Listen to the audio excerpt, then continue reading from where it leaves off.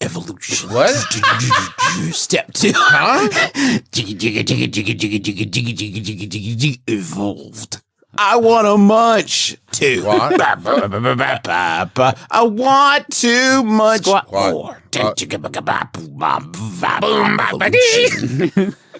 Welcome to Munch Squad Evolved. This is an evolution of Munch Squad, a podcast within a podcast, where we profile the latest and greatest in brand eating. I can no longer rely on the quick service restaurants and their press departments to give me what I crave.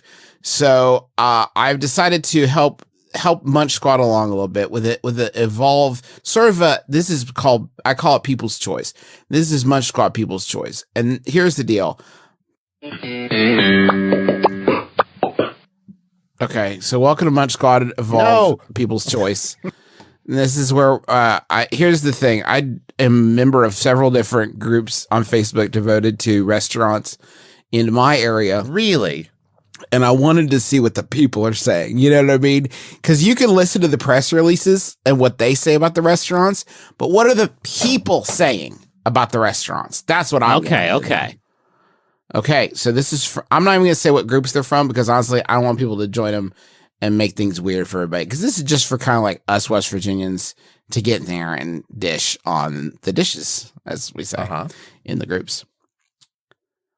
But mainly it's reviews. That's what people like to leave. So you can kind of get a sense of the good Taco Bell. You know what I mean? Yeah. Okay. I hadn't been to Steak Escape in Kanawha City for quite a while and thought I would drive through and bring it home for dinner. So what this person has provided is a justification for why they have decided to go to a restaurant and purchase food. It's so important because a lot of restaurant reviews will leave out the fact that they wanted to buy food. While I was waiting in line, I saw a guy in front of M&M Mart sitting on the curb and shouting out to people who ignored him. Mm-hmm. Seemed to be under some kind of influence. Suddenly, he was knocking on my window and told me that the food at this Steak Escape was bad. Oh, no. And he said the last time he ate there, he was sick for a week. So, okay, let me tell you what this person has just described is a situation where they go to Steak Escape, they see someone yelling at people who won't believe them. They're ignoring them. And then they say, don't eat at this Steak Escape. It's bad. It's very relevant to this person's life. What's wonderful about this is it's a real world example of why if somebody busted into wherever you are right now and said, I'm you from the future, don't do what you're about to do, you'd be like, okay, whatever. They're under the influence of something. This person is doing the Lord's work, trying to keep you from getting butt sick on Steak Escape. I don't know how to catch people before they go in, so I'm just waiting outside to tell people that it's like, don't eat it this one, okay? It made me really sick. Yeah. I appreciate that. Yeah, except this review writer says, I thought he was just a little nutty and continued to pay for my food and take it home. I continue to pay for my food and take it home. I had COVID in January and smell and taste are still not quite back. Boy. At home, I opened the sandwich wrapper and my Grand Escape looked fine. I took a bite, and as I did, I got a whiff of the sandwich. Whoa, that's the order that it took. I guess there's like 20 comments on this review where people are like, please explain to me the mechanics of I bit the sandwich and then later on I smelled. Well, Justin, taste and smell are very close. Well, are not quite back, right? I took a bite, and as I did, I got a whiff of the sandwich. I smelled it, and then asked my granddaughter to see if it smelled okay to her. Hey, come here. Get over here. Yeah. Hey, get over here and smell Mama's stinky sandwich. Oh, yeah, that's... Hey, Mimos. That smells fucking rancid, Grandma. You should not eat that. I already did. Fuck. If only I could have smelled it before I ate it. Damn it. It tastes fine.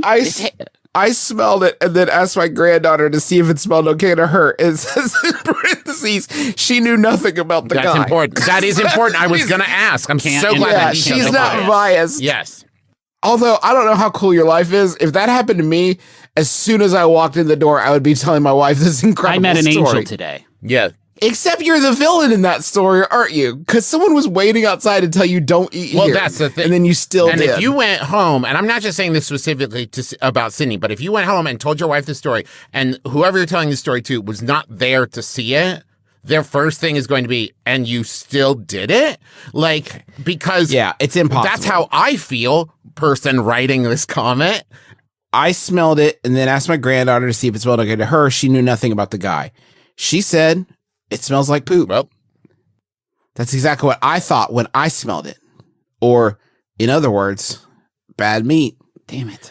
The guy wasn't crazy after all. No. It was bad. I think this is a great example of a sign would have helped.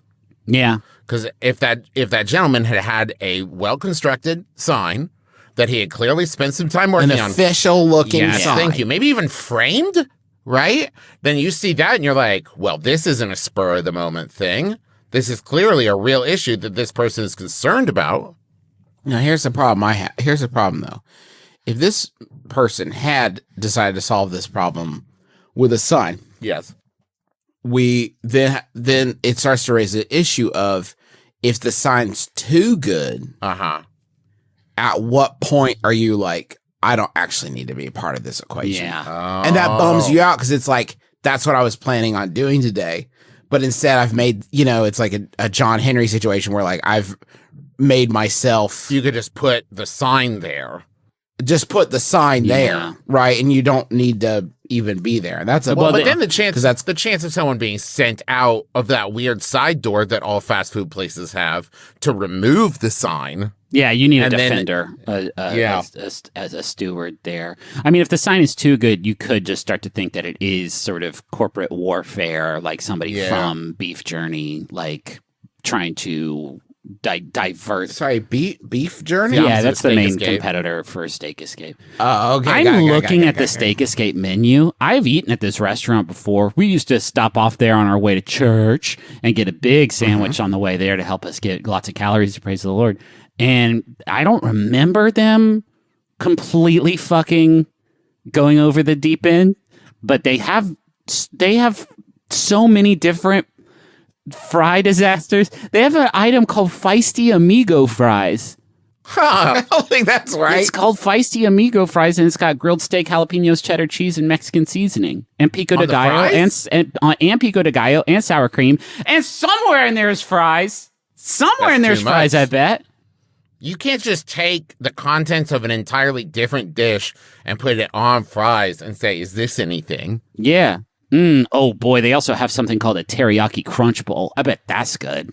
Also, I bet that's really hey, good. Everybody trying to make that fry kind of thing a thing? That's what nachos are for. They're firm. You can lift up the whole thing. A fry is a soggy boy, and you can't pick up the whole thing. Let's keep it poutine for fries, right? Yeah. I'm fine with that. That's everything else on nachos. Yeah. One of the comments on this post, I got food here like 3 weeks ago after waiting in line an hour. Ended up throwing it away. It was horrible. Damn. Billy, did you say an hour? An hour at Steak Escape? Hey, Billy, come back. Are you telling me there was a moment where you'd been waiting a half hour and you were like, I could do this again for Steak Escape? For Steak Escape? Absolutely. I'm trying to decide now which one's worse, if you were in the drive-thru or if you were inside in line. Both are bad. Both are bad. Damn, they got a sandwich called the Feisty Amigo, too.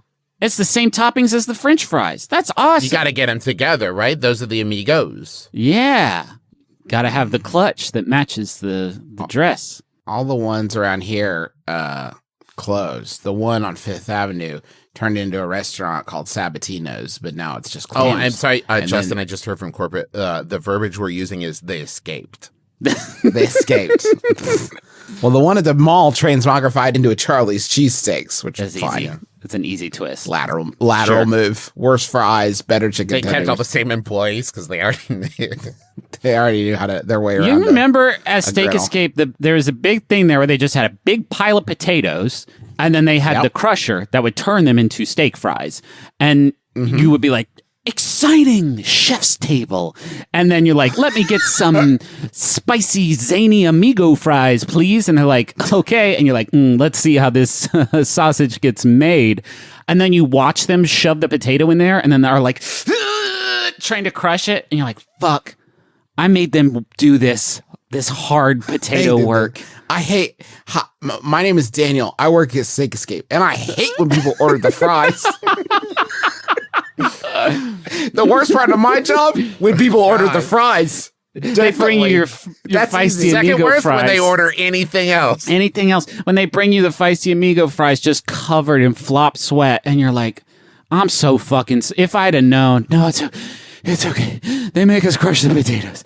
I don't know why the potatoes aren't pre-crushed. That's how they do it everywhere else. It seems like a better way of doing it. They come sliced Everywhere else they come sliced it first. They make us crush it. Potatoes are so firm. Fuck. I also remember Steak Escape had a gigantic container of seasoned salt out there for your fries. Because if to say, we don't know what we're doing here, maybe you have some idea. We don't know. Go for it. What a wild restaurant. And what a wild podcast it has been today here on My Brother, and Me. We hope you've enjoyed yourself. We sure enjoyed spending a little time with you. Hope your summer's going nice. Yeah, buddy. I hope you're having a great time out there. Slipping and sliding, I assume. Sorry, you know how you? Why are you? Oh my God! Why are you? My watch just keeps trying to talk to. I'm gonna throw it across the Justin, fucking room. are we getting Steak Escape today? Justin, I went ahead and ordered Steak Escape on DoorDash. Something else I can help. Order 500 sandwiches from Steak Escape. Watch. I'm not sure I understand. Start a tab at Steak Escape.